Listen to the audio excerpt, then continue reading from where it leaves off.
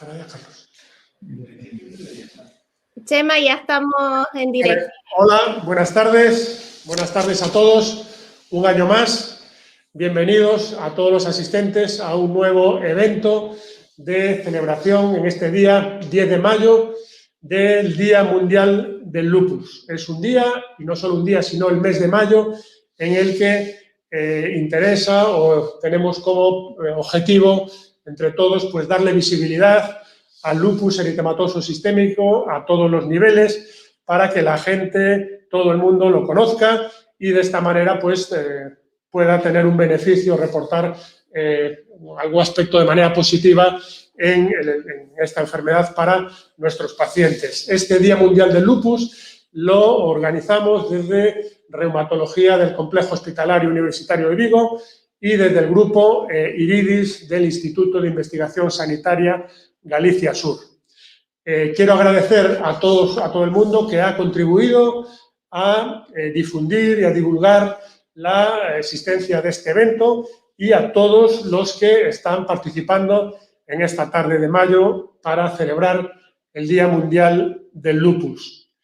Quiero también dar los agradecimientos imprescindibles a las asociaciones de pacientes, fundamentalmente, de lupus, de artritis, de espondilitis, de Sjögren y todos aquellos que contribuyeron a difundir la existencia de este evento y de todos aquellos que se han conectado y que participan en él.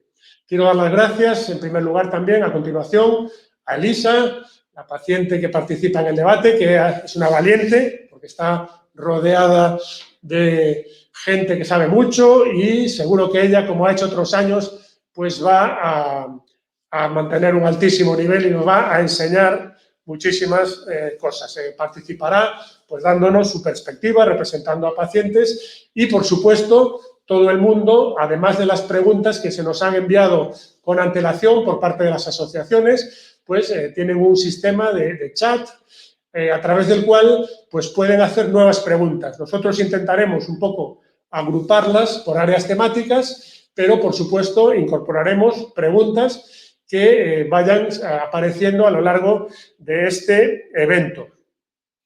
También quiero agradecer a la doctora Irene Altabás, que nos va a presentar la web app IMIDVAC, una web para promover la vacunación en pacientes con enfermedades inmunomediadas. También, aunque no está con nosotros ahora, el doctor Anis Surraman, de University College London. Él es un experto mundial de lupus que trabaja en Londres y en este centro de reumatología vivieron el año pasado de manera especialmente cruel o dura la pandemia. Ahora nos contará cómo lo vivieron en ese año y cuál es la situación de este año y la situación actual. Es un vídeo pregrabado.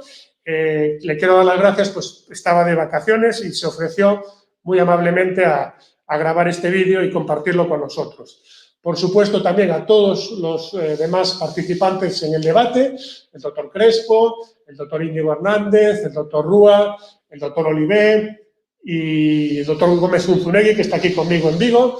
Son de diferentes especialidades, están todos presentados en el programa. Pues el doctor Crespo nos gustó invitarle porque él en Vigo, ahora él está en Barcelona, como es responsable de infecciosas del Hospital de Bellvitge, pero tuvo una enorme responsabilidad este último año porque fue el jefe de servicio de medicina interna de nuestro complejo hospitalario universitario de Vigo y desarrolló un trabajo titánico que también nos gustará mucho que nos cuente. El doctor Hernández es jefe de sección en Vigo, un experto reumatólogo con experiencia en lupus enorme a lo largo de muchos años, igual que el doctor Rúa Figueroa, que trabaja de reumatólogo en el Hospital Dr. Negrín de Gran Canaria, y el doctor Alex Olivé. Ambos son expertos mundiales en lupus, igual que el doctor Hernández, y el doctor Olivé es el jefe de servicio, cap de servei, del Hospital Germán Trias i Pujol Can Ruti de Badalona. El doctor Gómez Unzunegui trabaja en el Servicio de Medicina Preventiva de Vigo y igualmente pues, ha estado durante más de un año trabajando con verdadero ahínco y tesón a lo largo de en relación con esta pandemia que nos ha tocado vivir. Y finalmente, para no retrasar más el inicio, quiero dar las gracias, por supuesto, a Carlos Seara y a Nuno Pereira, que han llevado la parte técnica de este evento, que hasta ahora va muy bien y que esperemos que siga así a lo largo de esta hora y media aproximadamente que durará el evento. El debate se prevé que aproximadamente dure de 6 a 7, creemos que 1 hora de debate es suficiente, pero estamos seguros de que en algún momento va a haber que cortar, porque sabemos por experiencia que esto podríamos estar debatiendo y disfrutando de este evento pues hasta las 8, hasta las 9 con total seguridad. O sea que en algún momento tendremos que decir se acabó y despedirnos. Entonces, para comenzar ya, sin más retraso, le damos la palabra a la doctora Irene Altavás, reumatóloga del Complejo Hospitalario de Vigo. A ver, voy a compartir pantalla. Compartir.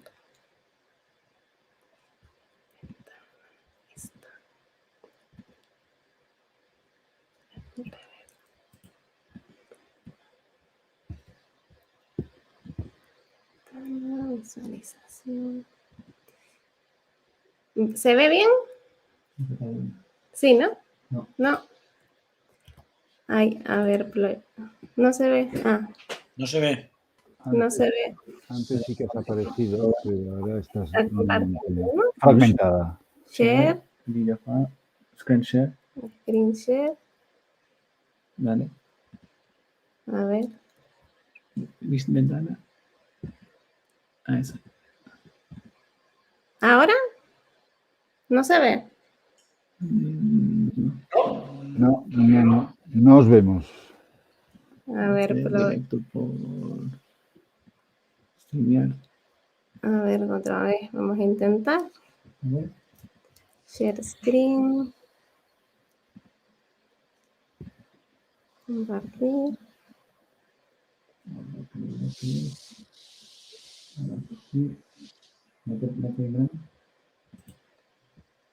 Ahora. Ahora sí. Ahora sí. ¿Ahora sí? Sí, ahora sí. Vale. A ver, Yes. usar pantalla completa. Vale. Bueno, pues buenas tardes a todos. Gracias por estar hoy aquí. Para mí es un honor, la verdad, el Día Mundial del Lupus, pues estar presente y organizar esta sesión de tarde, pues para todos ustedes, especialmente los pacientes con lupus. Y bueno, yo quería presentarles hoy, pues, IMIDBAC. Que IMIDBAC es un proyecto que yo creo que les puede aportar mucho en sus vidas. Vamos a seguir este guión hoy, que es IMIDBAC, por qué surgió este proyecto, qué esperamos del proyecto y qué vamos a encontrar, pues, en esta plataforma. Pues IMIDBAC es una plataforma de vacunas, pues, dirigida principalmente a pacientes con enfermedades reumáticas inmunomediadas. La podemos encontrar en un formato web, desde ordenador, para móvil o de una forma muy sencillita, pues generar un icono para tener un acceso directo desde nuestro móvil. ¿Y por qué surge este proyecto? Pues en principio, pues las infecciones son una de las principales complicaciones en los pacientes con enfermedades reumáticas inmunomediadas, especialmente en los pacientes con lupus. Tienen mayor riesgo de contraer una infección por la propia enfermedad y por los tratamientos que reciben nuestros pacientes. Y las infecciones son enfermedades potencialmente tratables y sobre todo prevenibles. Entonces, el objetivo de nuestro proyecto era mejorar la prevención de las infecciones en pacientes con enfermedades reumáticas. Y además también queríamos informar de las infecciones más frecuentes, de los síntomas para que los pacientes puedan tener un reconocimiento precoz y lo indiquen a su reumatólogo o a sus médicos de cabecera, informar sobre las vacunas, las medidas higiénicas, sobre las enfermedades reumáticas y los principales tratamientos que utilizamos en estos pacientes. Y lo queríamos hacer todo esto de una forma muy sencilla, que fuera accesible y útil. Y toda esta información, pues, fiable, porque detrás de esto hay un equipo, pues, multidisciplinar que hemos ido trabajando en este proyecto. Además, no solo queremos informar, sino además también queremos implicar a los usuarios en su vacunación, que conozcan los calendarios de vacunación, que sepan cuáles son las vacunas que se recomiendan, las que están contraindicadas, las preguntas más frecuentes. Este año ha sido un año, pues como saben, muy duro. Los pacientes con enfermedades reumáticas, pues como es normal, pues le han surgido muchas dudas en cuanto a las vacunas. Y aquí hemos registrado pues las preguntas más frecuentes que nos han hecho llegar los pacientes. Y además pueden generar un perfil personalizado de vacunación, que nos tendrá un sistema también de recordatorio y alertas, recordando cuáles son las vacunas que se tienen que poner. Detrás de este proyecto, que ya empezó en el año 2019 y ahora estamos en fase de difusión, pues hay un equipo de reumatólogos, de médicos preventivistas y enfermeras, tanto de medicina preventiva como de reumatología. Y bueno, ya para ir adentrándonos un poco en lo que es la plataforma, pues les quiero explicar en qué consiste. Esta es la página principal. Aquí vemos, bueno, el nombre de IMID-VAC pues surge de IMID, que son enfermedades inmunomediadas, y vacunas, ¿no? Esta es la página principal. Hemos añadido también información sobre COVID, debido a este año que han surgido muchas dudas y muchas preguntas al respecto. Y bueno, aquí podemos tener acceso a las enfermedades reumáticas. Aquí hay un listado de enfermedades reumáticas, por ejemplo, el lupus, y hay información muy sencillita de la enfermedad. También tenemos información sobre los principales tratamientos que se utilizan en los pacientes con enfermedades reumáticas y de las infecciones, que como decía, pues son bastante frecuentes en nuestros pacientes, y en esta pestaña pues podrán ir desplegando información de las infecciones más frecuentes, con el objetivo de educar a los pacientes y que identifiquen de forma precoz pues los síntomas de infección. Después, en la parte de controla, que hemos llamado así, pues tenemos información de los calendarios de vacunación, las vacunas que se recomiendan fuera del calendario de vacunación y las pues, dudas más frecuentes de los pacientes reumatológicos. Aquí hay algunas de estas preguntas, ¿no? Por ejemplo, ¿de qué me puedo vacunar y cuándo es el mejor momento para vacunarme? ¿Cuáles son las vacunas que se recomiendan si tengo una enfermedad reumatológica? Pues estas dudas aquí quedan contestadas de forma muy práctica. Y por último, pues tenemos una sección que habla de mis vacunas. En esta sección, pues cada paciente o cada usuario puede registrar su perfil. Por ejemplo, bueno, aquí tenemos tres posibles usuarios, ¿no? Tenemos a Manuel, con 70 años, que tiene una artritis reumatoide y toma metotrexato. O, por ejemplo, Carolina, que tiene 30 años, tiene un lupus y toma hidroxicloroquina y prednisona. O Carlos, que tiene 28 años y es el hijo de Manuel, en principio no tiene ninguna enfermedad. Bueno, pues aquí he hecho un ejemplo de cómo es el registro. He puesto mi nombre, pues hay que registrarse con un correo electrónico.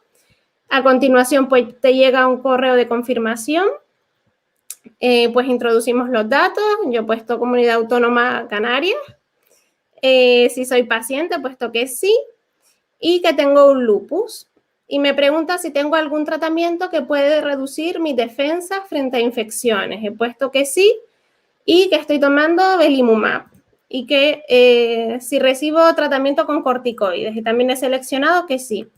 Pues generando este perfil, pues ya me sale una ventana donde se resumen pues los datos que he introducido en el registro y me sale pues las vacunas que se recomiendan pues según este perfil de paciente. Si quiero obtener información más completa, puedo darle a generar calendario y se me genera un calendario completo con información un poquito más detallada. Y bueno, esto es principalmente pues la aplicación o la web, la plataforma IMID-VAC.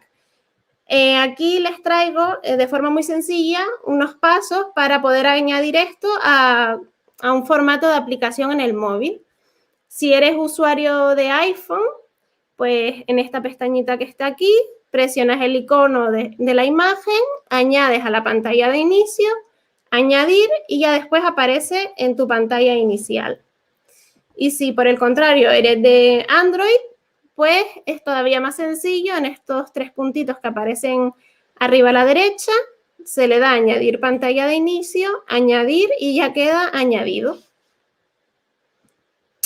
Y bueno, con la creación de Meetback también nos estamos pues difundiendo información en las diferentes plataformas y redes sociales con el fin de llegar pues a los máximos pacientes, usuarios posibles, ¿no?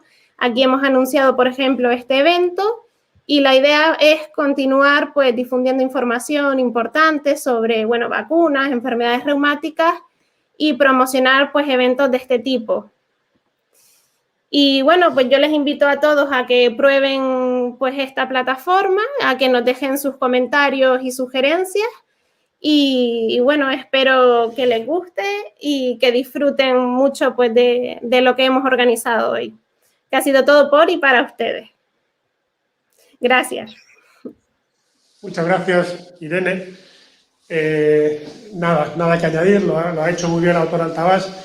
Y también solamente animarles, como ha hecho ella, que lo conozcan porque lo hemos escrito en un lenguaje muy amigable para pacientes. Y también queremos recordar, que seguro que lo dijo Irene, que esta iniciativa fue anterior a la pandemia de la COVID, donde para que se hagan una idea que las vacunas ahora están de moda, pero antes había mucha gente preocupada por la vacunación correcta de la población, y en este caso de pacientes reumatológicos.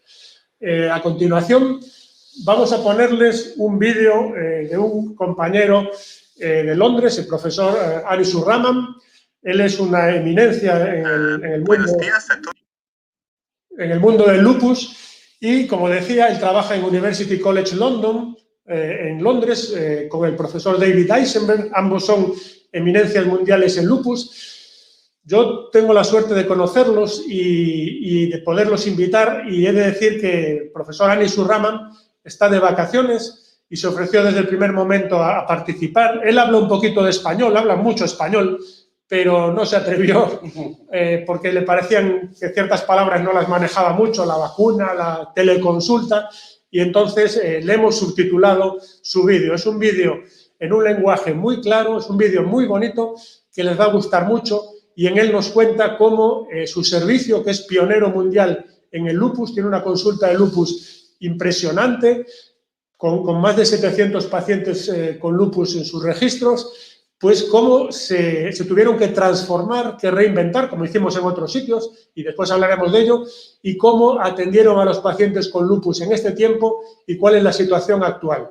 Los subtítulos han dado un gran trabajo, y Nuno Pereira e Irene Altabás también pues han hecho una gran labor de subtitulando su vídeo, y creo que ha quedado muy bien. Disfruten del vídeo porque realmente es muy bonito. Está mi placer de hablar en esta conferencia para los pacientes españoles. Me llamo Anish Raman, soy profesor de reumatología en University College de Londres. I'm not going to speak in Spanish. I can speak a little Spanish, but not enough to give this talk. But it is a pleasure to be invited by my friend, Dr. Jose Pego Regosa, to talk to you today. And he's asked me to talk about our experience of the COVID pandemic in the lupus unit at University College London Hospital, where I work. So let me set the scene for you a little bit. Our lupus clinic has been running for more than 40 years now. And over the years, we've seen 700 patients with lupus, and even now we're following about 450 patients with lupus. So we see many, many patients with lupus. Usually, we have a clinic for those patients once every week on a Monday, and we see the patients then, and sometimes we have to admit patients and give them inpatient treatment, and we do all their regular tests. Typically, we'll see patients every 3 months to 6 months. So that was how things were going until March last year. And that was when the pandemic started here in the United Kingdom. Now, I have to say that we were not well prepared. Maybe we should have been well prepared because we had seen the news from Italy and we had seen the news from Spain. But perhaps our government wasn't prepared enough because it all came as a really big surprise to us. In the middle of March 2020, we suddenly realized that everything was going to change. Everything was going to change very, very suddenly. Maybe even overnight it was going to change. We were called to meetings where they said there were going to be many, many patients with COVID in our hospital and that all our clinics would change as well. So we had to change to telephone clinics. We were not allowed to see any patients in the hospital. Furthermore, many of us were sent to work on the front line in the wards with the COVID patients, which was different for me because I hadn't done that sort of work for a long, long time. So I went to work on a COVID ward and, there were many difficult experiences. I'm sure you had the same things in Spain. And as for the lupus patients, we had to find a completely different way of working. So we couldn't see any patients in the hospital at all. We had to do everything by the telephone. And we were lucky because 1 year before this, our hospital had changed to a fully electronic system of notes. So in our hospital, we don't write anything down anywhere anymore. Every patient has an electronic record, and when you see a patient, you type the details into the electronic record. You don't write anything. And it was fortunate that this had happened because when we started the pandemic, it was possible for us to do most of our work even from home. You could phone patients, you could access their record through the internet, and you could run the consultation almost as if you had been in the hospital. There are lots of things you couldn't do. You couldn't examine the patients, you couldn't do any blood tests from the patients or anything like that, but you could do a consultation. Now this was hard. It was very, very different to what we were used to. Initially we didn't like it, and the patients probably didn't like it as much either, but it was safer. There was a lockdown. Nobody was really allowed to leave their homes for any reason apart from essential ones. So people just couldn't come in to see doctors. So this was definitely better than nothing. And we were very lucky in our hospital that we could do this. It was estimated that we managed to do 80% of our normal work over the telephone during the 3 months from March till June of 2020, when it was not possible to see any patients in the hospital. But it really wasn't perfect, though. Some patients definitely did not get the best care that they needed. After it became possible to see patients, there were certainly patients with different diseases who had been active, their disease had been active during the lockdown period, and nobody was able to see them or treat them properly, and that was a problem. But this was only a minority of patients. So the first things that happened were us having to go and work on the COVID wards, do different sorts of work. In fact, I even got COVID myself through working on that ward, which was a difficult experience for me. And secondly, trying to do our normal work over the phone without seeing the patients. So that was the first difficult thing that happened with the COVID pandemic. Now, in the summer, the numbers of COVID patients gradually reduced in the United Kingdom. And so we were able to open up the hospital again and see patients again, but not the same as we did before. There were lots of new rules, like wearing masks and wearing gloves, and there was a limit to the number of patients that you could see in the clinic. So you couldn't see as many as you saw before. We had to choose which patients came to the clinic and which patients we would telephone. So that was a different thing again, and there was a lot of work which had built up during the pandemic period. There were lots of people who we hadn't been able to see, and we had to make extra appointments for them. So we started to work very hard to try and catch up with the work which had not been done before. So even after the initial pandemic, life became quite stressful for us. Our hospital is a big teaching hospital, so we teach many, many medical students, and that was different as well because medical students weren't allowed to come into the hospital for a long period, And even when they were allowed, we can't teach many of them at the same time. So that experience is also very different for us now. Then, just before Christmas, something new happened. You may have heard of what's called the Kent variant, or the British variant, a new type of COVID, which started in the United Kingdom. This type of COVID was much, much more infectious, and it led to a huge second wave of COVID in our country, which was in January. Now, I don't want to get too political in this talk. I don't really like our government that we have at the moment, and I didn't like Brexit. I don't support them at all. And I think that the government did make mistakes in terms of locking down the country and doing things too late, and that's why the United Kingdom probably has had a bigger penalty from COVID than many other countries in 2020, and more deaths and more distress and so on. So, I don't know if things could have been better, but things were quite bad last year. Certainly in January this year, things were very, very bad. There were large numbers of cases and deaths, and the intensive care units were full again. On this occasion, though, we managed to continue seeing our patients. We never shut our clinics. We managed to continue seeing our clinics and seeing the patients in the clinics. One thing that we had been worried about, and that patients had been worried about as well, would be whether patients with lupus would suffer more from COVID, that they would have worse COVID than other people because of the medications they were taking. We didn't find that. In the United Kingdom, we didn't find that lupus patients had worse COVID than other people. Only a very few of our lupus patients had a bad experience with COVID. I don't know why that is. I think it's probably because they were very strict about shielding, about staying at home and keeping away from other people and avoiding their risk of COVID. I think that was why. Actually, the only drug that we use, which has been an issue with COVID, is rituximab, a drug which suppresses the B cells. And with that drug, it could reduce the response to vaccines, so that we try not to give that drug just before a person is having a vaccine. And turning to the issue of vaccines, this is where the news becomes much better for the United Kingdom. Our vaccine program has been really, really good, and I have to give credit to the government and to the health service for this. At the time I'm talking to you, about 35 million people in the United Kingdom have had the vaccine, and about 15 million people, which is 1/3 of our adult population, have had both doses of the vaccine. And this is because we started very early, probably before most countries, and rolled it out very quickly. And the response has been that the numbers of cases and the numbers of deaths and the numbers of people in hospital have all gone down a lot.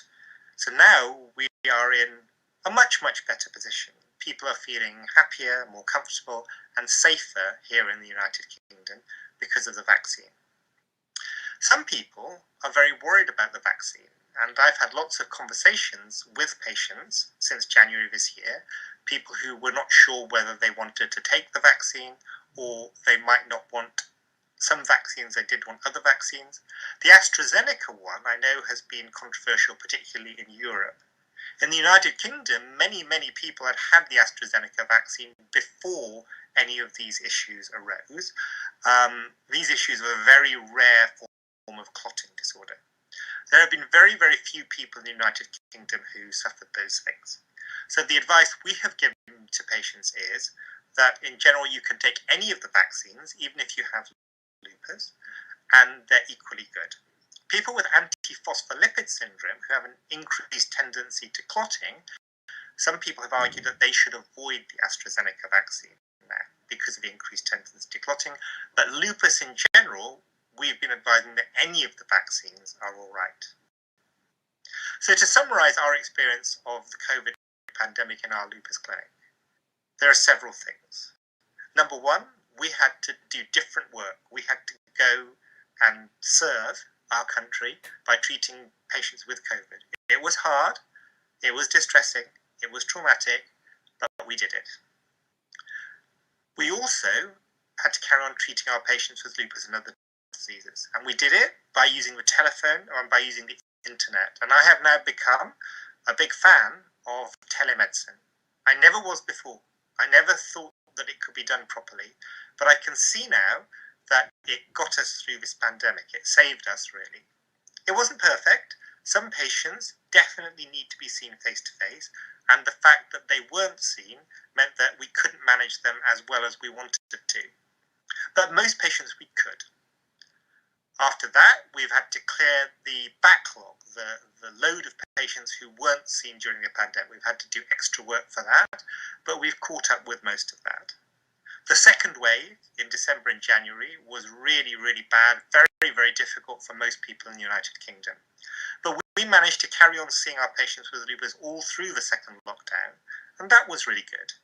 And now things are looking much better because of the vaccine, and hopefully the same will be true for you in Spain, and we hope to look forward to a brighter future after this very difficult year. Muchas gracias. Adiós.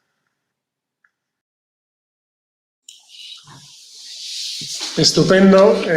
A mí realmente cada vez que lo veo me encanta más, me gusta más este vídeo y creo que antes de pasar a la siguiente parte voy a presentar en una frase una de las conclusiones de lo que dice el profesor Anisul Rahman, porque va a haber muchas preguntas sobre vacunas y él lo ha dicho muy claro para sus pacientes con lupus y se puede extrapolar a la población con pacientes reumatológicos, y es que hay que vacunarse de la COVID con cualquier vacuna. Las vacunas funcionan y mejoran las tasas de supervivencia de los pacientes y mejoran los desenlaces de los pacientes que contraen la COVID. Es decir, lección magistral del profesor Rahman, vacúnense.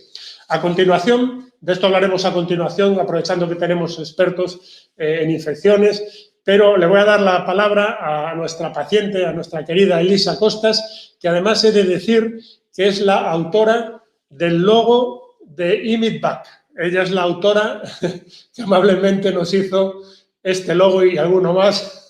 Siempre que hay que hacer un logo, le pedimos a ella que nos ayude y lo hace encantada, creo. Entonces, le voy a preguntar a Elisa, un poco al hilo de lo que nos ha contado el profesor Anisul Rahman. Tú, como paciente, y que seguro que vas a ser la voz que va a representar a los pacientes ahora, ¿nos puedes contar un poquito, desde tu punto de vista, cómo viviste tú este año, desde el punto de vista de paciente, las consultas, las pruebas, desde el punto de vista, si no te importa, también de tu trabajo, etcétera, cómo ves los tratamientos, cómo ves las vacunas? ¿Nos puedes contar brevemente así tu perspectiva como paciente con lupus de esta situación que vivimos, que atravesamos en el último año? Hola, Pego, muchas gracias. Pues, bueno, a mí el COVID me afectó, para empezar, me dio un brote. Y fue durante el verano, ¿no? Es decir, ya después de toda la tensión acumulada, supongo, como la que vivimos todos, ¿no? Es decir, fue una situación difícil para todo el mundo. Pero supongo que claro, cuando tienes una enfermedad autoinmune que también depende de los momentos de estrés, pues bueno, es lo que puede pasar, ¿no? Yo después de 5 años con un lupus, creo que, no me sé la definición exactamente, creo que era quiescente pero serológicamente activo, ¿no? Algo así. Pues después de 5 años llevarlo bien, pues lo que pasó fue eso, que tuve un brote de nefritis lúpica. Y bueno, la verdad es que la situación creo que fue más tensa también por el tema de lo que pasó con el Dolkinen, ¿no? Unos meses en los que de repente se nos dijo que teníamos que justificar el poder comprarlos en la farmacia. Tienes ese estrés añadido de que no sabes si vas a... llevas 15 años tomando una medicación y parece como que igual te la van a quitar. Y luego también, pues las dudas de la vacuna, ¿no? A mí me han vacunado con AstraZeneca, me ha encantado... lo que nos comentó el doctor de Londres, porque sí que esas dudas yo creo que las tenemos todos, ¿no? Es decir, cuando estás tomando inmunosupresores y tienes esta enfermedad, si ya todo el mundo en la televisión sufrió algo de miedo con el tema de las vacunas, pues cuanto más si sabes que con tu enfermedad tienes un mayor riesgo a las trombosis y hablan de todo esto en la televisión, ¿no? Entonces, un poco eso, y luego también se une un poco la presión de que yo soy profesora. Y pues tenía el miedo de exponerme a 60 niños todos los días en el aula, como, bueno, pues el miedo de poder también eso, contagiarte y cómo, qué supone eso para, pues aunque tengas 36 años, cómo puede suponer, si estás tomando un inmunosupresor o toda la medicación, los corticoides, etcétera, si esa enfermedad te puede afectar un poco más. Pero bueno, supongo que al final son miedos que tenemos todos en una pandemia con toda la incertidumbre que lleva y que bueno, que hay que sobrellevarlo como se puede. Muy bien, muy buena la impresión de la perspectiva de Elisa, que representará a un porcentaje importante de los pacientes. Entonces, ahora quería, si puede ser brevemente, para que dé tiempo a abordar todas las preguntas numerosísimas que nos han presentado los pacientes, y me gustaría empezar por el doctor Crespo. La pregunta que le voy a hacer a todos los participantes en el debate es si brevemente también nos pueden explicar cómo se vivió este año, estos últimos meses en sus servicios, cómo se readaptaron a la situación vivida. Manolo, ¿nos cuentas un poquito cómo trabajaste en Vigo? ¿Cómo trabajasteis en Vigo?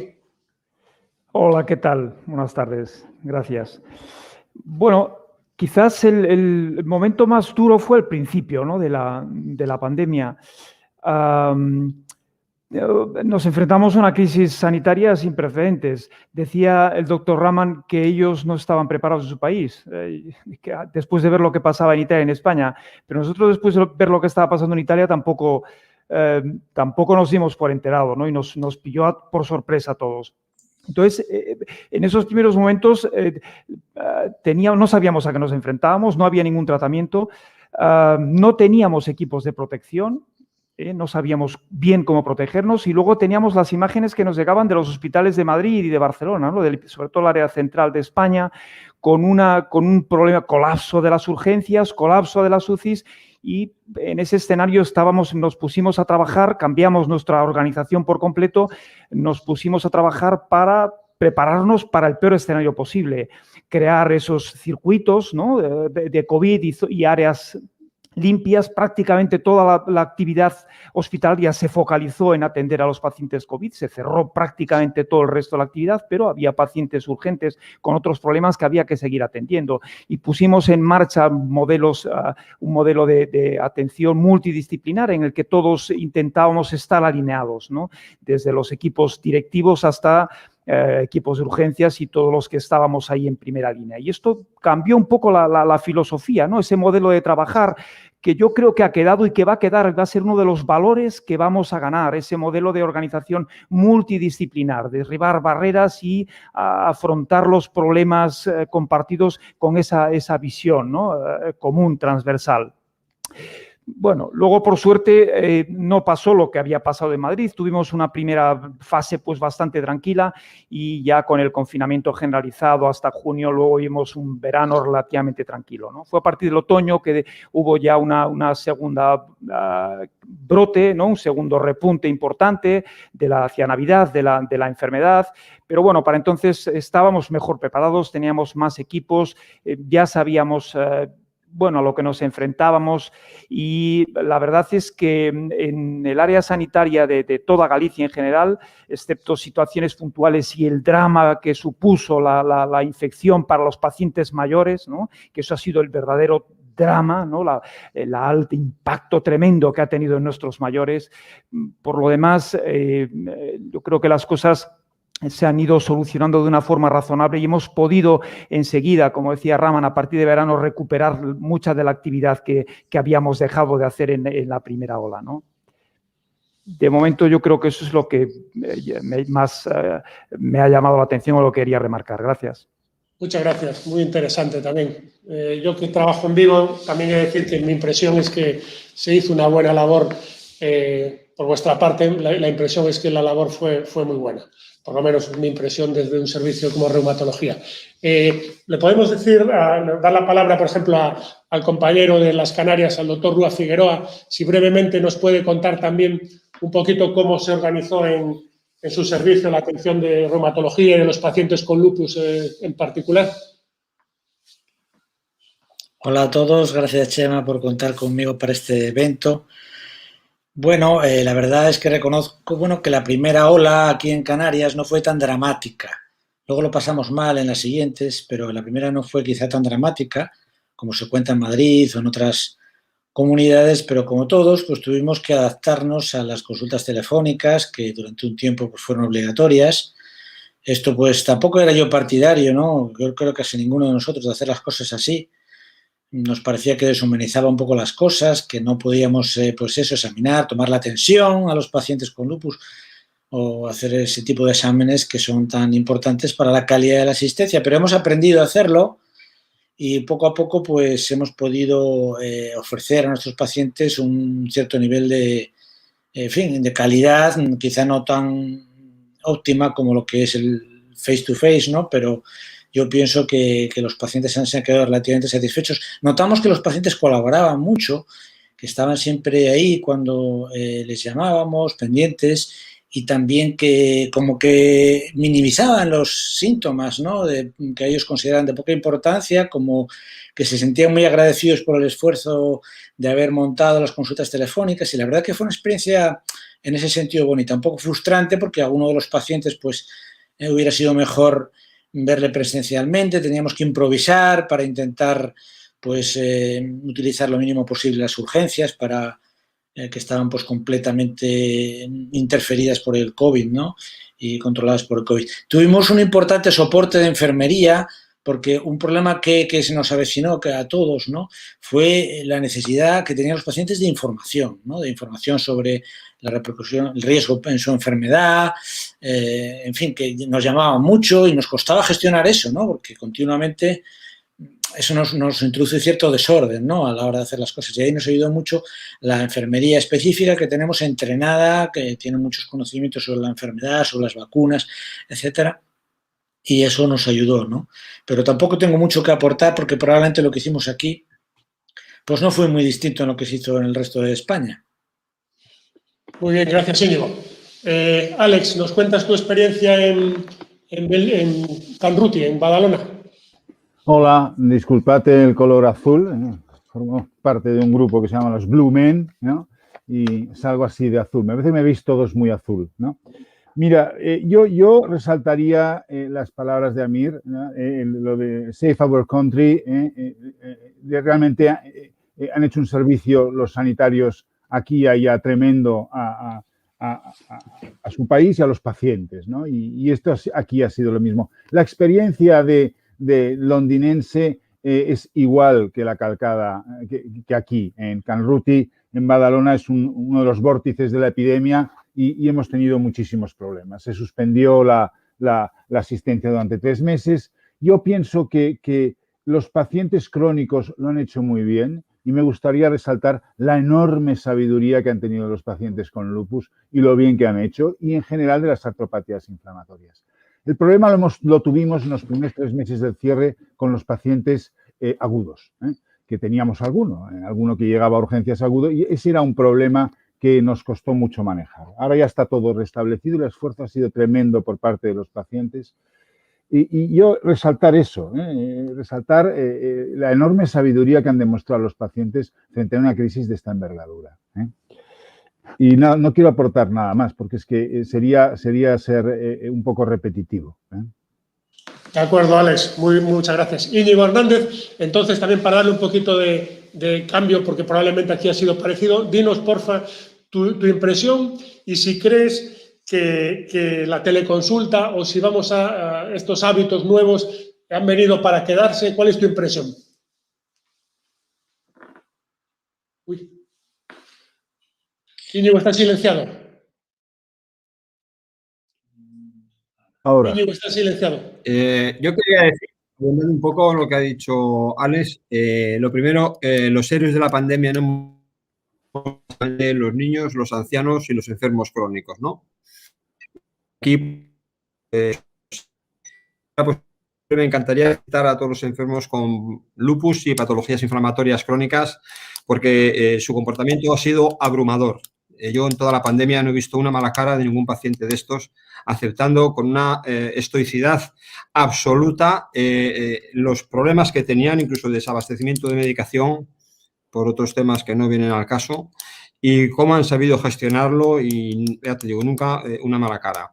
Nosotros en nuestro servicio se gestionó aceptablemente bien porque se hicieron 2 grupos, de manera que si un grupo caía siempre quedaban 3 personas y se trabajó al inicio de la pandemia básicamente en consulta telefónica, que en nuestro caso no es lo mismo que teleconsulta, que es otra cosa, la consulta telefónica. Yo he de reconocer que llevo toda la vida diciendo que no consulto por teléfono y que no me consulten por teléfono porque no lo voy a hacer. Sin embargo, pues visto la obligación, sí que me he dado cuenta de las virtudes que tiene ese sistema de por sí, ya por su concepto, desde mi punto de vista, defectuoso. Sí que es evidentemente muy válido, tanto eso como cualquier vía de las nuevas tecnologías para encontrar o poder solucionar problemas puntuales de estos pacientes, pero jamás podrá sustituir a una consulta presencial. La consulta virtual lo que evita, desde luego, es el contagio o la posibilidad de contagio en casos de pandemia aguda desconocida como esta que nos ha invadido, y sí que has tenido su papel y yo creo que lo seguirá teniendo, pero sí me gustaría igual poner un puntito de atención, que la consulta telefónica puede llegar a ser muy cómoda para algunas cosas y yo creo que desde mi punto de vista bueno, hay que tomarla para lo que sirve, ¿no? Y para lo que vale. Sirve para solucionar problemas de consulta cuando no se puede hacer una presencia física, pero no debería ser, ha venido para quedarse, sin duda ninguna, pero no debería ser algo que se instaurara de manera permanente. Muchas gracias, Íñigo. Yo creo que tienes razón y veremos la parte buena de esto, de cada cosa en el futuro. Muchas gracias por las respuestas. Vamos a pasar a otro bloque temático y es un poquito el de el lupus en general. Antes de meternos un poquito más adelante en el tema estrella del lupus y la COVID y del lupus y las vacunas, que la mayor parte de las preguntas que nos han hecho los pacientes van en esta línea. Decirle a los compañeros, a los pacientes de lupus AGAL, que las preguntas que nos están haciendo en el chat, la gran mayoría de ellas están recogidas, nos las hicieron previamente y saldrán al debate. Vamos a ir ahora uno por uno, en vez de ahora ya dirigir la misma pregunta a todos. Si no os importa, os voy a ir dirigiendo yo un poquito las preguntas para ser más fluidos y para contestar esta enorme cantidad de preguntas que tenemos. Una pregunta sobre la derivación de una artritis en lupus. Preguntan cómo puede ser que una artritis derive en lupus. Por favor, por ejemplo, Íñigo Rúa, brevemente podrías contestar. Está silenciado, Íñigo. Está silenciado.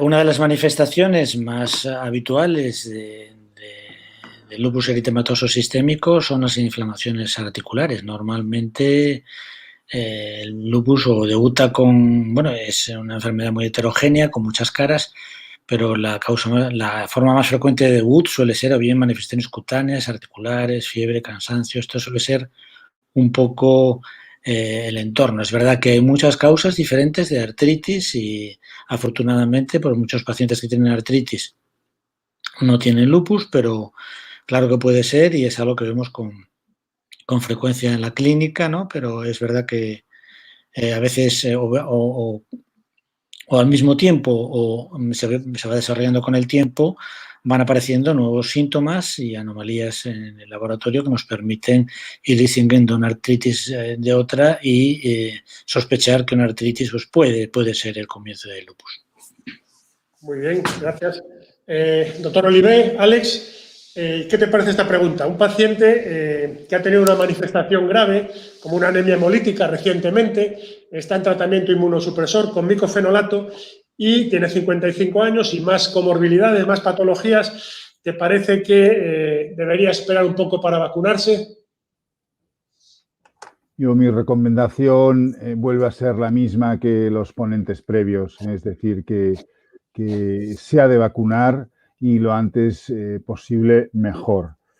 Tendría un poco más de cautela si el paciente está en tratamiento inmunosupresor con, por ejemplo, rituximab. Pero con todo y eso, actualmente estamos vacunando a los pacientes con lupus con y sin rituximab. Es importantísimo y es uno de los mensajes que me gustaría redundar. Hay que vacunarse y la única manera de vencer a esta infección es la vacunación, que está demostrando que las incidencias bajan tremendamente si se hace correctamente. Perfecto. Hay varias preguntas sobre el embarazo. Claro, es normal, una enfermedad que afecta en un rango de edad, sobre todo a mujeres, en un rango de edad pues de los 20 a los 50 años, que haya interés en el tema del embarazo. Para Íñigo Hernández, ¿nos puedes hablar un poquito antes se decía, incluso hace bastantes años, afortunadamente, que el embarazo estaba contraindicado en las pacientes con lupus? Ahora ya sabemos que no es así. ¿Nos puedes hablar un poquito, por ejemplo, de las pocas contraindicaciones de embarazo en el lupus?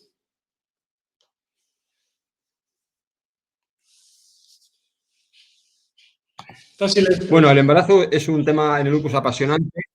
El embarazo, os decía que es un tema apasionante en los pacientes con lupus eritematoso sistémico y lo más importante y casi el único mensaje con el que me gustaría que se quedaran los pacientes es que las pacientes con lupus eritematoso sistémico, exceptuando unas poquitas enfermedades que ahora contaremos, se pueden quedar embarazadas. Lo más importante y lo más importante de todo es planificar correctamente el embarazo, porque todos los efectos, efectos adversos, no, todas las complicaciones que pueden surgir en un embarazo, como sea un parto prematuro o un recién nacido de bajo peso o cualquier complicación asociada a alguno de los anticuerpos como antifosfolípido o ROLA, está en relación con la actividad previa de la enfermedad. Quiere decir que una enferma que se queda embarazada estando en remisión completa tiene muchas más probabilidades de tener un embarazo a término exitoso que una enferma que se queda embarazada sin poder organizarlo.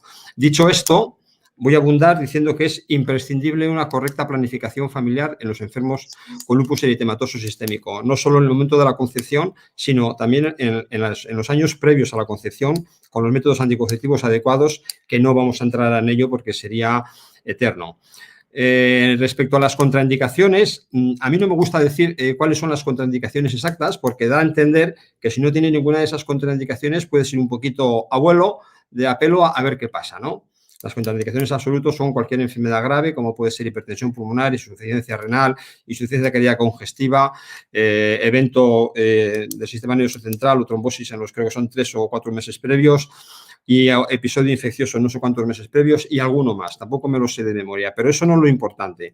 Lo importante es que la enfermedad debe estar bien controlada para tener un buen embarazo a término. Y eso se basa en una correcta planificación familiar, en un correcto estudio preembarazo, que incluye, por supuesto, los anticuerpos que están asociados a riesgo, como puede ser el ROLA o los anticuerpos antifosfolípidos, y desde luego una muy correcta y estrecha colaboración con un servicio de obstetricia especializado, que según las características de lupus que esté llevando, pues realizará unas revisiones o realizará otro tipo de revisiones. Por ejemplo, no es lo mismo un lupus en remisión con una afectación articular o mucocutánea sin tener ROILA, por ejemplo, que otro enfermo que sea más severo que tenga ROILA, en cuyo caso la monitorización fetal pues es un poquito más frecuente. Pero sobre todo, mandar dos conceptos. El primero, que esa época yo desgraciadamente la he vivido, he llegado a ver verdaderas tragedias, que los pacientes con lupus eritematoso sistémico no se podían quedar embarazadas. Yo he tenido pacientes a las que cuando se estaban intentando quedar embarazadas les han dicho que te quieres quedar ciega, te vas a quedar sin riñón, o sea, las mayores barbaridades que os podéis imaginar.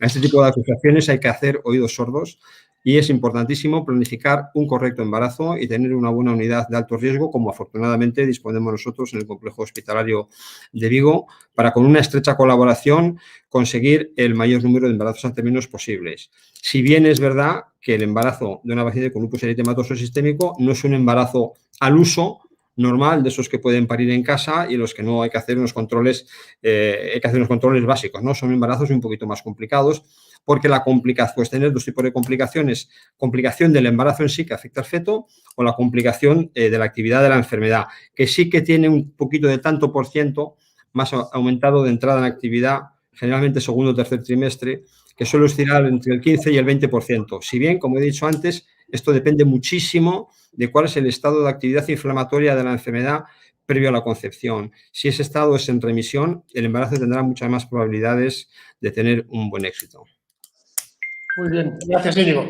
Hay una pregunta que la quiero dirigir al otro Íñigo, a Íñigo Rúa, y os pediría un poquito de brevedad porque hay cantidad de preguntas. ¿Alguna peculiaridad en el tema del lupus del adolescente que nos preguntan de AGAL?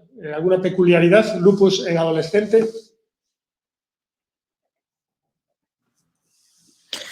Bueno, hay datos que parecen establecer que los pacientes adolescentes con lupus tienen enfermedad más grave, ¿no? Y luego existe también, pues, la circunstancia de esa etapa de la vida que hace difícil el manejo de las enfermedades crónicas, no solo de lupus, sino de diabetes, etcétera, por la crisis personal que supone eso y por la dificultad a veces de manejo. A veces necesitan lo que se llaman las consultas de transición, se han empezado en la infancia, ¿no? Para un poco esos aspectos psicológicos de la falta de madurez del adolescente, de la rebeldía, de la falta a veces que tienen de disciplina, etcétera, los convierten en un enfermo peculiar, pero no por el hecho de tener lupus, sino más bien por el hecho de tener una enfermedad crónica que, como toda enfermedad crónica, pues se beneficia de que el paciente esté bien informado, que tenga un cierto grado de madurez para entender la enfermedad, que tenga disciplina para hacer las medidas que tiene que tomar, que no son tan complicadas en los pacientes con lupus, pero bueno, a los adolescentes, por ejemplo, a las chicas, pues les cuesta mucho entender que algunas de ellas o bastantes de ellas pues tienen que tener ciertas restricciones en la exposición solar, por ejemplo, aquí en Canarias es un tema que siempre está ahí, en fin, ese tipo de aspectos que creo que son pues un poco propios del adolescente en casi toda la enfermedad. Muchas gracias, Íñigo. Una pregunta para el doctor Alex Oliver sobre lo que llaman neblina lúpica. Neblina lúpica para mí es un término muy reciente y se refiere a esa disfunción cognitiva de los pacientes con lupus. Esa disfunción cognitiva a veces creo yo difícil de definir. ¿Qué te parece, Alex? ¿Qué concepto tienes de la neblina lúpica? Bueno, los pacientes con lupus pueden tener, y los con síndrome fosfolipídico asociado, pueden tener un deterioro cognitivo leve, ¿no? Eso es lo que la neblina lúpica supongo que es una traducción de hazy del inglés, ¿no? Y es una realidad y actualmente no disponemos de un tratamiento específico para este pequeño y sutil deterioro cognitivo que ocurre día a día, ¿eh? Y además es difícil de objetivar, ¿eh? Pero es una realidad, De acuerdo, muchas gracias, Alex. Tengo la misma percepción que tú. Un tema que les ha interesado a las pacientes con lupus es el tema de la nefritis, de la afectación renal.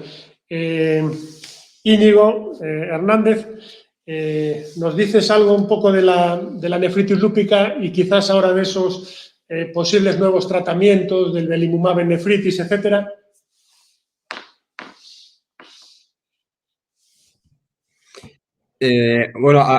Intentar ser breve en el tema de la nefritis lúpica es absolutamente imposible.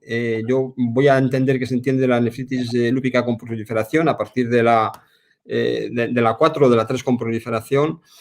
Y respecto a los tratamientos, yo creo que, exceptuando la novedad de la aprobación para el tratamiento de la nefritis lúpica con belimumab, poco hay que aportar, ¿no?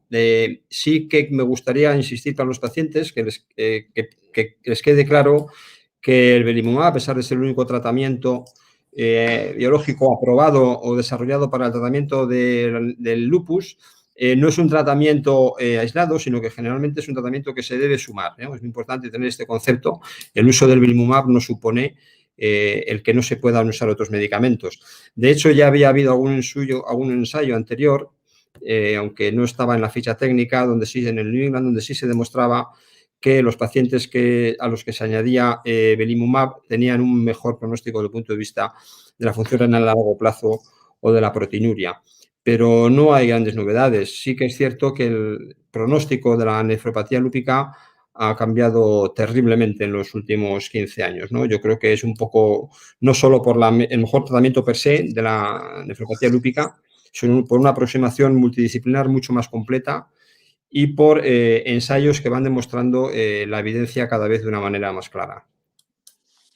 Muy bien, gracias. Y ya vamos a terminar este bloque pronto ya, porque hay un sinfín de preguntas. Algunas van a tener que quedar sin contestar. A continuación, a posteriori, las podemos contestar a través de la web. Y vamos a hacer una última pregunta acerca del lupus y vamos a pasar al siguiente bloque temático, que ya es enfermedades inmunomediadas y COVID. Entonces, la siguiente pregunta sobre lupus y última de este bloque va dirigida a Íñigo Rúa y es una pregunta que hacen las pacientes con lupus sobre tratamiento biológico subcutáneo. Entiendo que se refiere un poco a la nueva, bueno, ya no tan nueva, presentación de belimumab subcutáneo. ¿Qué te parece, Íñigo? ¿Qué nos puedes decir? Bueno, sabemos que incluso por un ensayo clínico específicamente montado para ver que funcionaba versus placebo y por diversos estudios, pues bueno, de cómo se comporta el fármaco dentro del paciente, por decirlo de alguna manera, porque, en fin, estamos en un foro para pacientes y hay que explicarlo sin demasiados tecnicismos, ¿verdad? Pues se sabe que es equivalente. En general se puede decir que es equivalente, aunque se está hablando de una dosis de carga endovenosa cuando se habla de la nefritis, ¿no? Aunque todavía no hay suficientes datos en ese sentido. De manera que lo que yo he podido percibir es que los pacientes se encuentran más cómodos con el subcutáneo, se lo llevan a casa, no tienen que venir a ponérselo al hospital, que además en esta época de COVID siempre el hospital, en fin, impone un poco más, ¿verdad? Uno parece que quiere estar más ajeno en fin, prefieren algo que se pueda hacer en casa, y el dispositivo de autoadministración que tiene ahora pues es muy cómodo y no estamos teniendo grandes problemas en lo que se refiere a los efectos adversos locales. Es un fármaco que en general se tolera muy bien, que no produce ningún efecto sistémico importante, ninguna reacción adversa grave o marcada, y poco a poco va sustituyendo a la forma endovenosa. Es lo que yo he podido ir viendo y puedo decir. Gracias, Íñigo. Ahora, aunque como digo hay alguna pregunta que se queda ahí por contestar, las podemos contestar posteriormente en la web. Pasamos al bloque de enfermedades inmunomediadas y COVID, y yo quería, aunque algo ha dicho Elisa Costas ha dicho algo, quería preguntarle, cuando apareció esta pandemia, este virus, este nuevo virus, el coronavirus, el SARS-CoV-2, ¿tú sentiste algo desde el punto de vista de que eres una paciente con una enfermedad que has escuchado y has leído que afecta a las defensas, etcétera? ¿Cómo viviste la aparición de esta epidemia de coronavirus? ¿Con respeto, con miedo, con prudencia? ¿Buscaste información?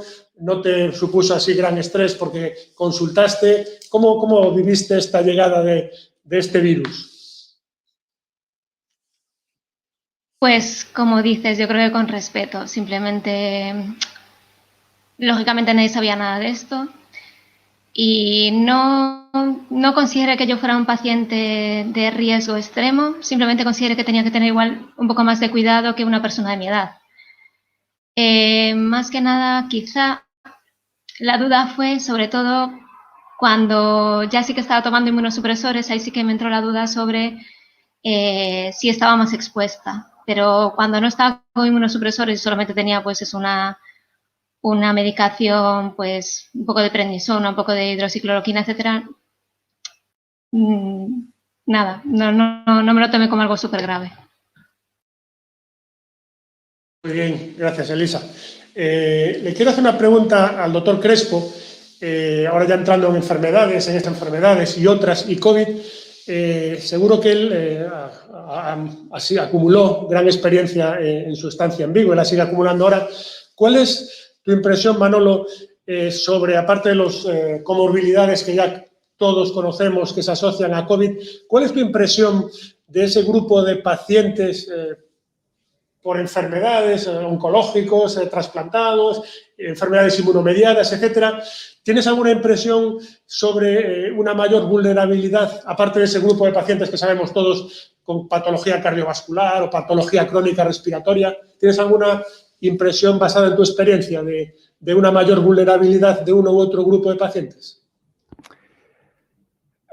Nosotros, esto no lo hemos analizado en nuestra área. Yo creo que necesitas analizar una cifra muy elevada de pacientes para ser capaz de discriminar, ¿no? factores de riesgo, factores asociados con mayor susceptibilidad a la infección o luego un mayor riesgo de tener un peor pronóstico, una infección más grave, ¿no?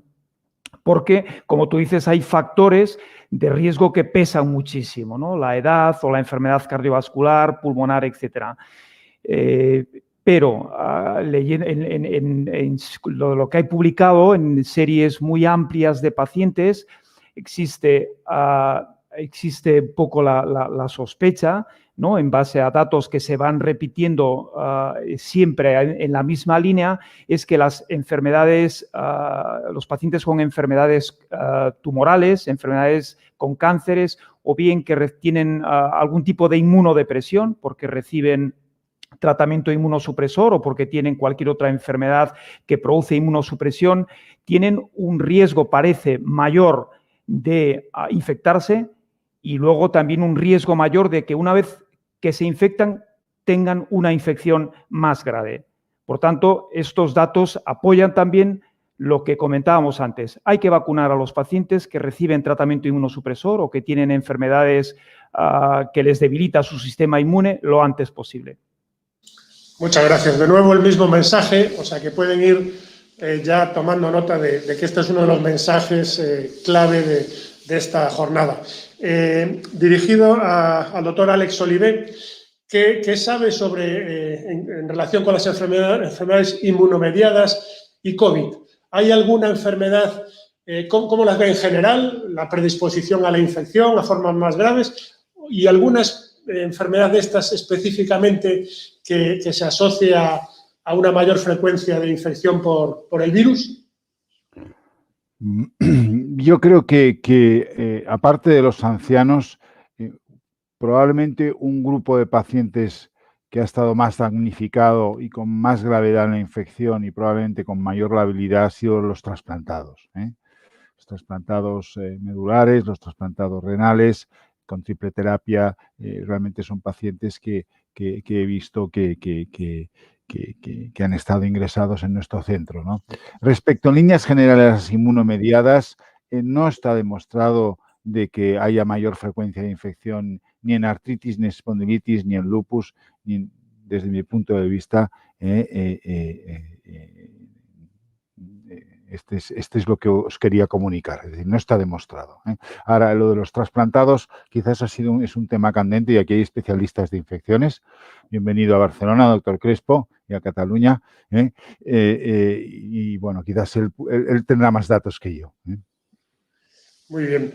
Y para Íñigo Hernández, ¿qué le parece de los tratamientos que se suelen utilizar, que solemos utilizar para tratar estas enfermedades? ¿Qué impresión tiene sobre cuál puede ser más perjudicial a la hora de contraer el virus o de contraer una forma más grave de la enfermedad COVID-19?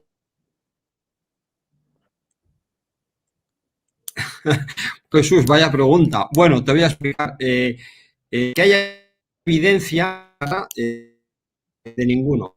Ahí es el segundo que ya se ha comentado con el rituximab. ¿Qué es lo que ocurre? Que la fecha de vacuna es fija y no se puede modificar. A ti te llega un mensaje al móvil y tienen que vacunarte.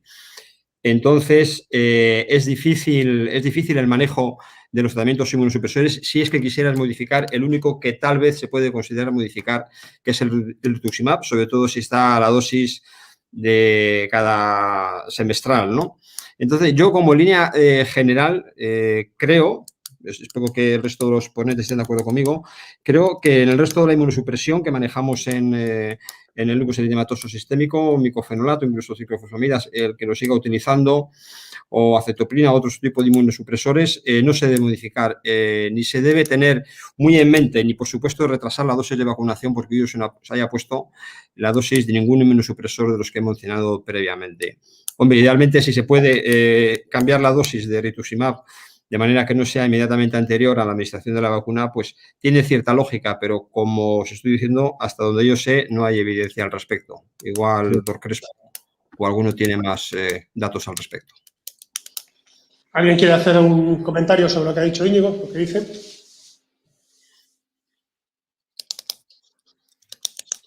Bueno, pues entonces la siguiente pregunta, específicamente ya... A ver, no, disculpa. Sí, perdón.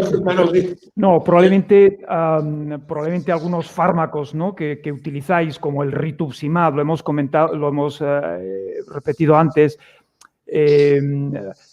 claramente va a afectar a la respuesta inmunológica, ¿no?, en frente de la infección vírica. Y también, de nuevo, en los datos que se ha publicado en la literatura de series de datos observacionales, los pacientes que parece que tienen más riesgo de infectarse y tener infección más grave son pacientes, por lo que aparece publicado, pacientes con dosis altas de corticoides, pacientes que están recibiendo rituximab y probablemente también los pacientes que reciben micofenolato, ¿no? Claro, es muy difícil porque no hay datos, no hay estudios bien hechos, bien diseñados para ver en qué medida estos fármacos tienen mayor riesgo que otros inmunosupresores, ¿no? Pero varias series publicadas apuntan en esta misma dirección y esto lo sabemos por trasplantados y por otro tipo de pacientes inmunodeprimidos, ¿no? Pacientes con rituximab es un grupo que tiene un riesgo especial para sufrir infecciones víricas, como es este caso. Sí, Íñigo.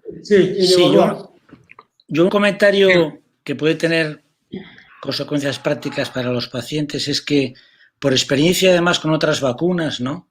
Hace poco pues desarrollamos un documento en el que también participaste tú, Chema, en la Sociedad Española de Reumatología, para desarrollar unas recomendaciones basadas en la evidencia y en el consenso de expertos sobre vacunaciones en pacientes con enfermedades reumáticas autoinmunes sistémicas.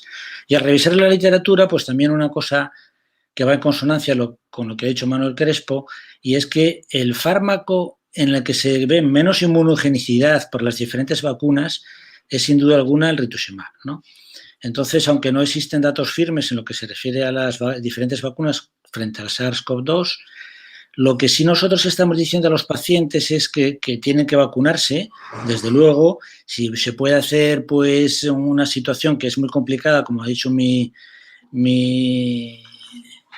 como ha dicho el otro Íñigo, ahora no me sale la palabra, mi tocayo, muchas veces no se puede situar, bueno, pero aparte de eso, lo que nosotros les decimos a los pacientes es que si están con rituximab tienen que vacunarse, eso desde luego, pero si se vacunan, lo que nosotros les decimos es que hasta que el resto de la población, sobre todo los convivientes y los contactos, se vacunen, se consideren como no vacunados.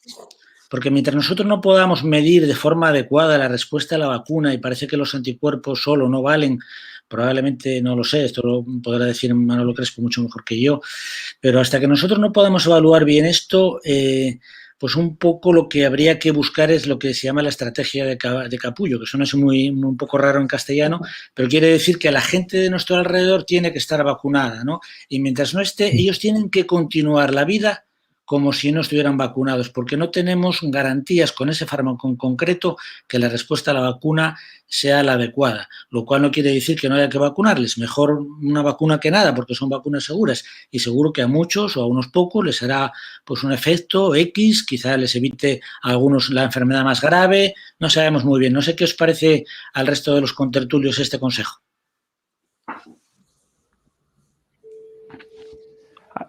A mí, Íñigo, me parece razonable. A mí estoy, sí. Déjale, Íñigo, a Manuel, que empezó a hablar antes. Manolo. Vale, gracias. Disculpa, Íñigo. No, que me parece razonable lo que dice Íñigo Rúa, ¿no?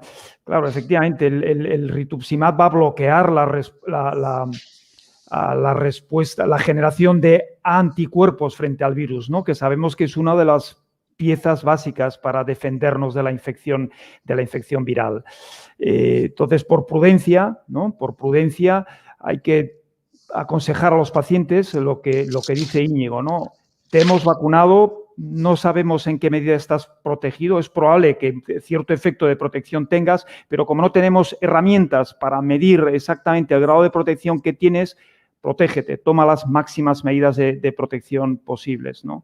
A medida que vayamos conociendo cuáles son los elementos que nos protegen frente a la infección, qué papel juegan los anticuerpos que neutralizan el virus, qué papel juega la inmunidad celular, ¿no? Las células T, sabremos, y a medida que vayamos desarrollando elementos de medida de en qué grado estamos protegidos, podremos saber un poco más y dar un consejo basado en datos objetivos. Pero ahora mismo la prudencia parece muy buena consejera. Íñigo Hernández. Íñigo, ¿querías decir algo? Está silenciado, Íñigo. Sí, estando absolutamente de acuerdo con lo que han dicho mis compañeros, y dejando un poquito el lenguaje técnico en el que invariablemente acabamos cayendo, y recordando para quién va destinada esta reunión, quiero que quede claro que el uso del rituximab no facilita la infección, ni vais a tener un COVID peor, ni vais a entrar en la UBI porque estéis con rituximab, perdón. El rituximab lo único que hace, a lo mejor, que lo que han comentado, es disminuir la eficacia de la vacuna. De ahí los consejos de mi querido tocayo Allende el Océano, que comenta que hay que seguir las recomendaciones como si no se estuviera vacunado porque realmente no se sabe cuál es la respuesta inmunológica. Respecto al comentario de otros inmunosupresores como el micofenolato que se han comentado, que sepáis que el tratamiento de estos inmunosupresores no tiene absolutamente nada que ver en pacientes inmunotrasplantados o con otras malignidades que con un lupus eritematoso sistémico de los que habitualmente tratamos nosotros. Lo digo para que sepáis y tengáis la certeza que estando con estos inmunosupresores, tal vez alguna contada ocasión de alguna comorbilidad más patológica, os tenéis que vacunar exactamente igual. Estéis con rituximab, estéis con micofenolato, os den la oportunidad de poneros la vacuna antes o después, AstraZeneca, Janssen, Pfizer, Moderna, la que queráis, pero hay que vacunarse. Eso es cierto. Una vez más, el mensaje es ese. Y decir también que lo comentó, me parece que Manolo, que además hay una alianza global, se llama Global Rheumatology Alliance, que agrupa reports es como un registro mundial de pacientes y realmente pues publican con mucha frecuencia, lo tenéis en una web en internet y están amasando información súper útil. Y lo decía Manolo, que hace poquito publicaron un registro de factores asociados a muerte en estos pacientes e incluía, aparte de la edad avanzada, el sexo varón, las comorbilidades conocidas, incluía la dosis de prednisona mayor o igual de 10 miligramos al día, esos fármacos que decía él, y lo comparaba con metotrexate. Metotrexate era el grupo control y además también se incluía como factor asociado a muerte por COVID en estos pacientes. También tiene relación esto con alguna pregunta al público, la actividad de la enfermedad en el momento de la valoración. Esto daría para mucho. Muchísimas gracias por vuestras respuestas. Creo que ha sido muy útil y vamos a pasar a un poquito más específicamente el mundo del lupus y la COVID. Y le quería preguntar, pues yo creo que a Íñigo, al doctor Olive, a Alex Olive, que creo que es el que le toca, ya no del lupus, sino del SAF, el síndrome antifosfolípido. Hay preguntas también al respecto entre la audiencia. ¿Qué decir del síndrome antifosfolípido y la COVID? ¿Es distinto? ¿Algún respeto especial a los pacientes que tienen lupus y síndrome antifosfolípido?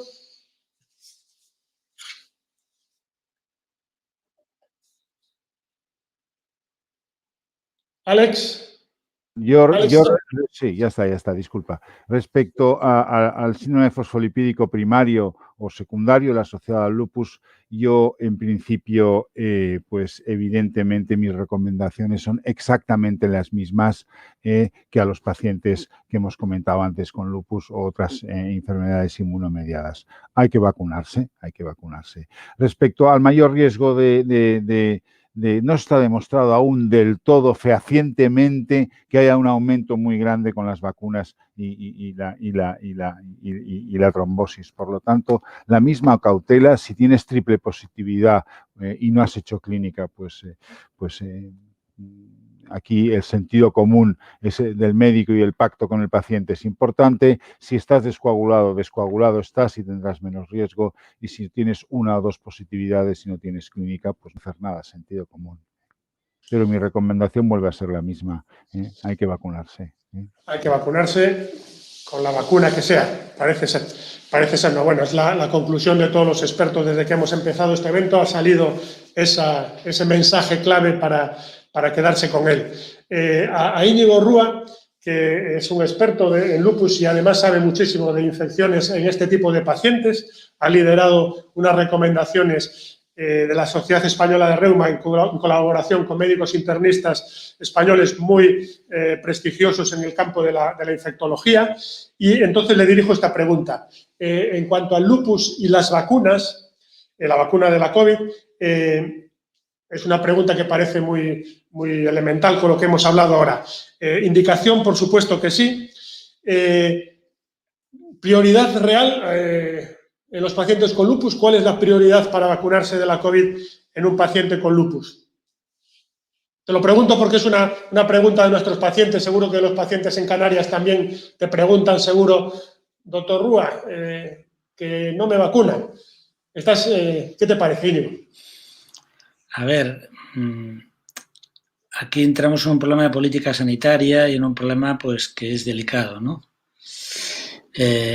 Cada uno pues tiene que luchar por sus pacientes, y si hay pues ciertos indicios de que un paciente pues pueda estar a mayor riesgo de desarrollar una enfermedad más grave o más complicada, pues uno lucha porque ese paciente se le dé prioridad, pero desafortunadamente, al menos aquí en Canarias, no tenemos demasiadas opciones. A veces sí, pero tenemos que hacer cosas extraordinarias para poder conseguir que un paciente nuestro se vacune. Hemos conseguido pues algunos pacientes que necesitaban de forma urgente o relativamente urgente comenzar con rituximab, pues que les vacunen, ¿no? Y poder garantizar una cierta eficacia de la vacuna antes de comenzar con la medicación, ¿no? Pero en general, pues no podemos conseguir muchas veces que se les dé el suficiente prioridad. También es verdad que, como comentaban algunos de los contertulios, como Alex Olivé, pues algunos de estos indicios que tenemos de que en algunos de nuestros pacientes la enfermedad puede ser más grave no están consistentemente establecidos, y entonces es difícil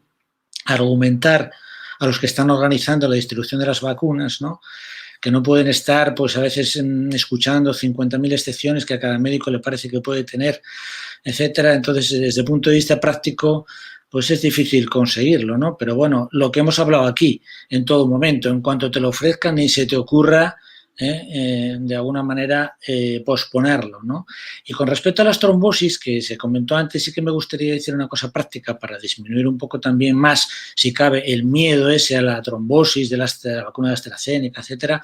Pues como se ha comentado, es muy raro, excepcional, ¿no?, la existencia de esos fenómenos trombóticos, pero también hay que decir que el mecanismo de producción, o sea, la forma con la cual a que lleva una, pues las trombosis pueden producirse por muchas causas, de muchas maneras, ¿no? Entonces, la manera o el mecanismo que tienen de producir esas trombosis, las vacunas, por ejemplo, la vacuna de AstraZeneca, que son realmente excepcionales, muy raras, ¿no? Pero es un mecanismo completamente diferente al que opera en los pacientes nuestros con enfermedades inmunomediadas, en el síndrome de fosfolípido, etcétera, porque es un mecanismo muy peculiar que tiene relación con algunas trombosis que se producen en pacientes pues, que están con heparina, ¿no? De manera que yo creo que este tema debemos de quitarle el dramatismo que tiene y olvidarnos un poco de momento del tema de las trombosis y ponernos la vacuna, y si toca la AstraZeneca con total, en mi modo de ver, de momento con los datos que hay, con total tranquilidad. De acuerdo, Íñigo. Me parece muy bien también tu mensaje. Esto me gusta mucho lo de evitar especificidades, circunstancias muy específicas que puedan contribuir a retrasar un programa de vacunación. Pues lo que has dicho muy bien, que si las trombosis, también aquello del metotrexate, que se preguntaba si había que retrasar una dosis de metotrexate, pues eso lo dicen las guías americanas, pero si eso va a llevar a que la población, nuestros pacientes, dejen de vacunarse, pues da un poquito igual que se vacune el mayor número posible de pacientes y olvidémonos de esa toma del metotrexate que no se ha retrasado, creo yo. Y me parece que es un poco el mensaje de vosotros también. Ahora le voy a hacer una pregunta al doctor Carlos Gómez Zunzunegui, que está aquí muy formal escuchándonos, y él es especialista del Servicio de Medicina Preventiva. Pues también lleva sobre todo riesgos laborales, pero en este año y pico pues se ha metido en el barro y ha trabajado a destajo, apoyando en todo lo que hacía falta el Servicio de Medicina Preventiva, sabe muchísimo de vacunas, y entonces a él le destino esta pregunta, que también viene de la audiencia, y es sobre la vacuna de la COVID, si es que va a ser anual, si creemos que va a ser como la gripe, que una vez al año vamos a tener que ponérnosla. Carlos.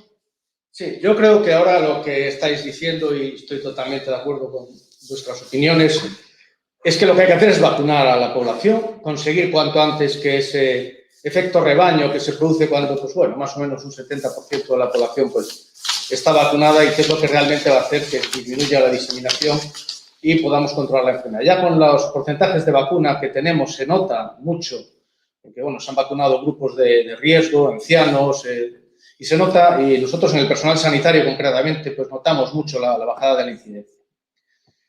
Entonces, yo creo que antes de plantearse si va a haber que poner una tercera dosis, lo primero es vacunar a toda la población con la dosis o con las 2 dosis, dependiendo del tipo de vacuna, y conseguir ese efecto rebaño.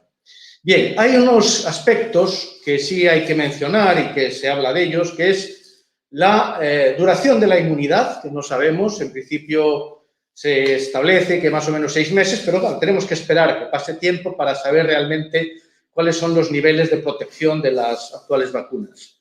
Y luego hay otro aspecto importante que es la aparición de las variantes, la variante británica, que está muy extendida en nuestro país, y luego otras variantes brasileña, la variante sudafricana, ahora en la India, en California, etc.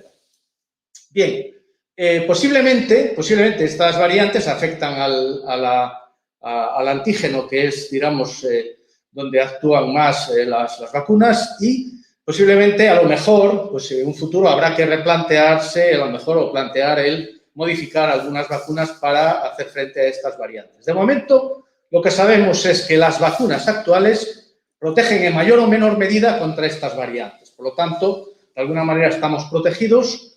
Se ha hecho algún estudio modificando ya, con la vacuna de RNA mensajero, modificando la vacuna para ver el efecto sobre estas variantes. Se ha conseguido una buena respuesta inmunitaria y parece que no aumentan los efectos secundarios a lo que podría ser una tercera dosis. Es decir, se está estudiando, pero yo creo que ahora de momento lo que hay que hacer es vacunar a la población y luego, en base a las variantes que vayan apareciendo y a la duración de la inmunidad, plantearse lo que posiblemente tendremos que hacer, que es poner dosis de recuerdo.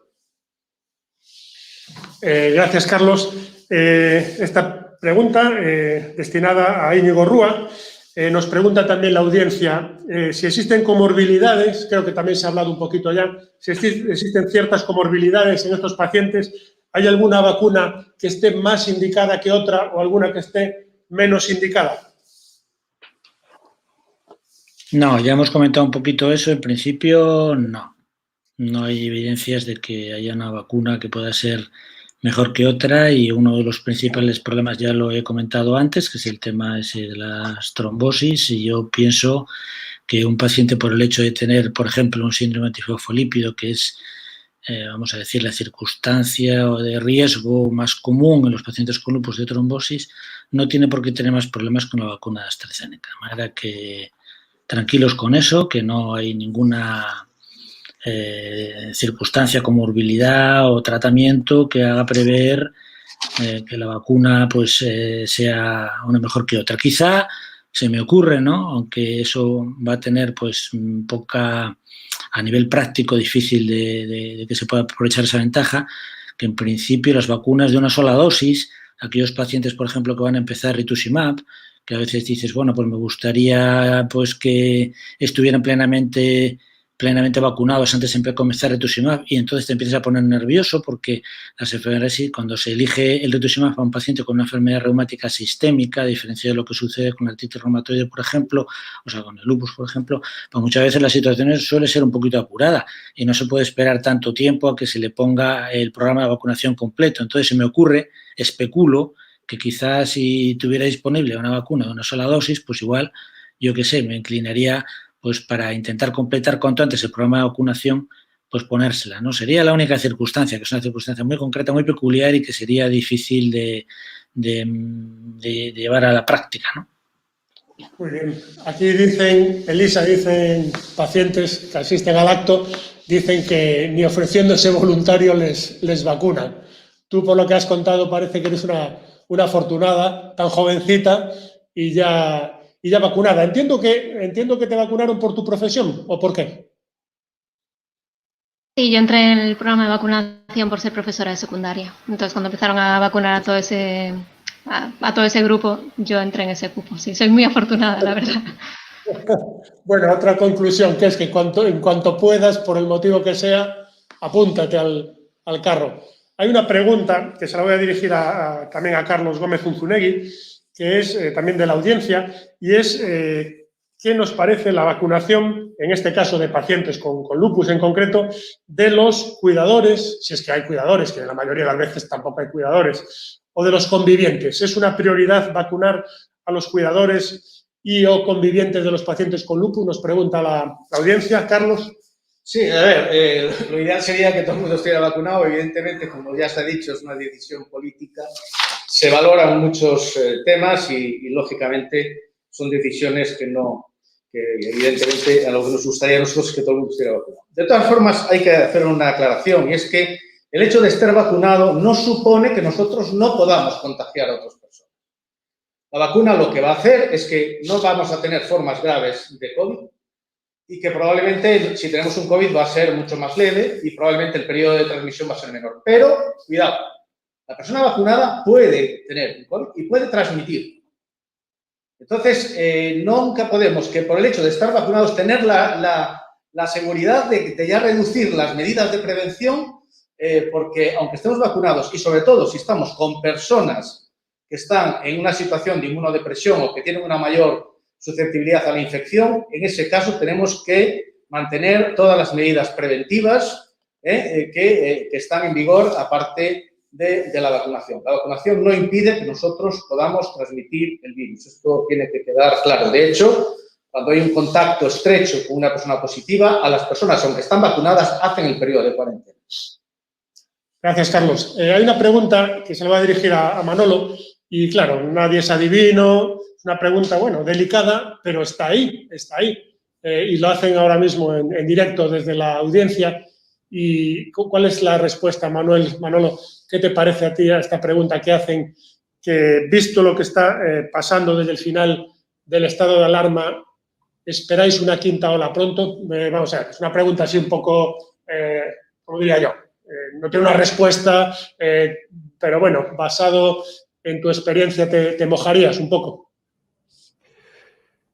Es difícil decirlo, pero es probable que veamos un aumento de la incidencia de casos en estas próximas semanas. El riesgo de infección depende del grado de cumplimiento que hagamos de las medidas de prevención. Si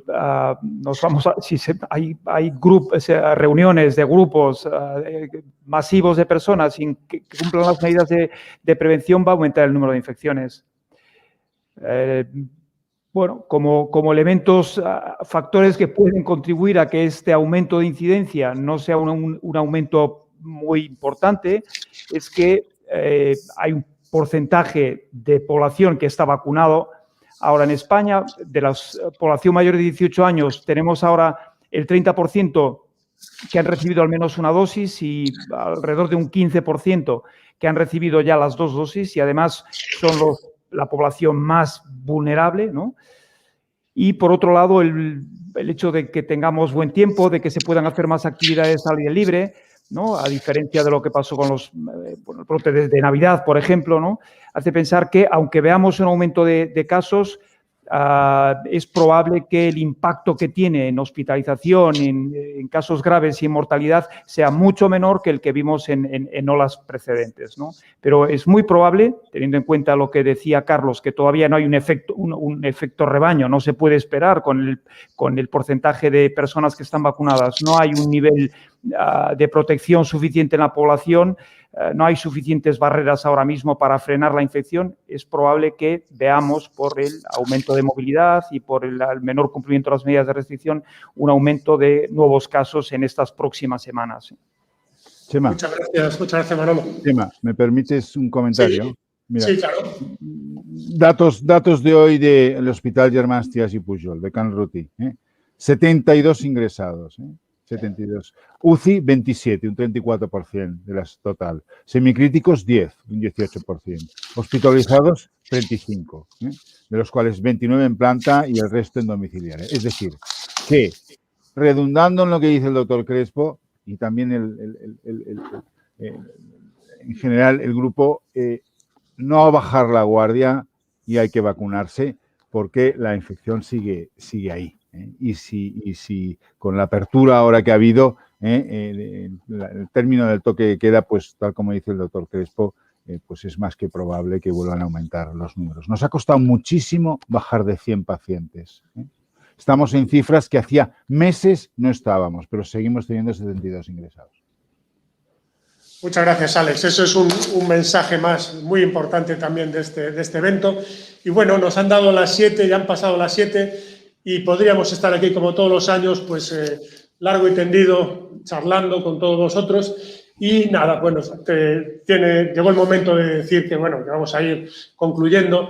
Tenemos esta página web de Meetback que a través de ella vamos a responder todas las preguntas que han quedado sin respuesta. Y de esta manera, pues gracias a esta plataforma, pues todos vosotros, si queréis hacer alguna más, tenéis el correo electrónico que os ofrecimos al principio de la plataforma Meetback y contestaremos a todo aquello que ha quedado pendiente. Como conclusiones, creo que vale la pena resumir el evento en unos mensajes importantísimos para todos los pacientes con lupus o con otras enfermedades inmunomediadas. En primer lugar, bueno, decir...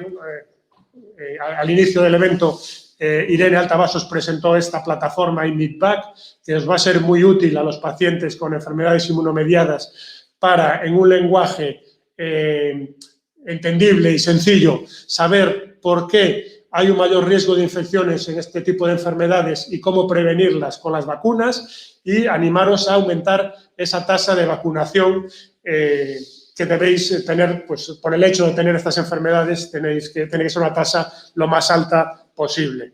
A continuación, como conclusión, el mensaje de Anisu Rahman nos explicó cómo se habían adaptado a unas circunstancias, igual que el resto de los compañeros, y su mensaje fundamental pues fue el de vacunarse, no dejéis las vacunas porque es lo que nos va a salvar, podríamos decir así, su mensaje fundamental.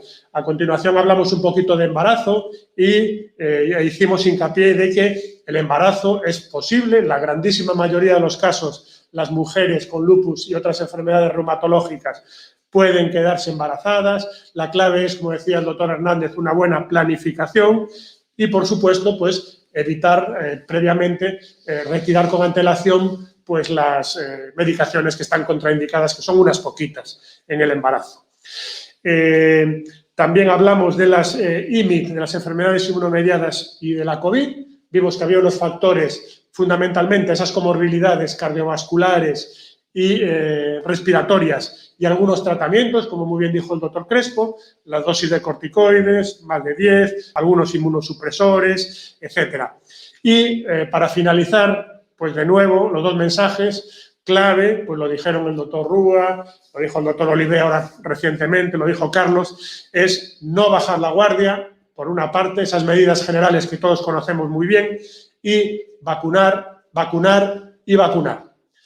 Y ahora hemos terminado. De nuevo, quiero agradeceros a todos, a los asistentes, a los participantes en el debate por dedicar este rato de vuestro trabajo y de vuestra vida personal a este evento, pensando en los pacientes. Y de nuevo, pues al soporte técnico a cargo de Nuno y de Carlos. Decir que contamos con vosotros para organizar algo mejor todavía, no el año que viene, sino cuando queráis. Y nada más, que paséis una buena tarde.